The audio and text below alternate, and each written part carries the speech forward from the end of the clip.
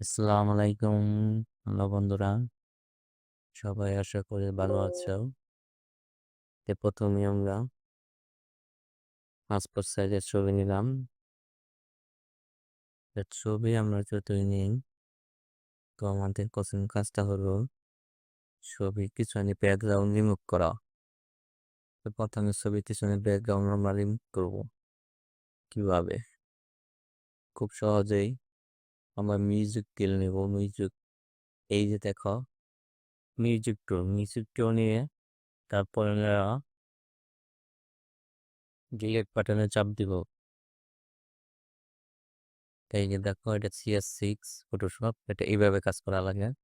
তো তারপর আমরা ওকে মারবো, পিছনের ব্যাকগ্রাউন্ড রিমুভ করব।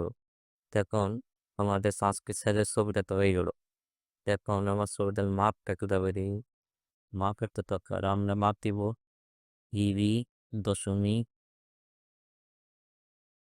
M 4.9 CM। ওকে, আমাদের 5 সেকেন্ড ছবি মাপ হয়ে গেল। আমরা রেজলিউশন দিব ইমেজ সাইজ ইনফা। ওকে, আমাদের ছবির মাপ শেষ হয়ে গেল। তখন আমরা ছবিটা তো সেভ দেওয়া লাগবে। আমরা ছবিটা সেভ দিব কিভাবে? আমরা ছবিটা সেভ দেওয়ার জন্য এই যে আমরা ছবিটা সেভ দেওয়ার পরে যে সেভে এস, এখানে আমরা যাব। এখানে যাওয়ার পরে যে জেপিজি দিব। জেপিজি দেওয়ার পর আমরা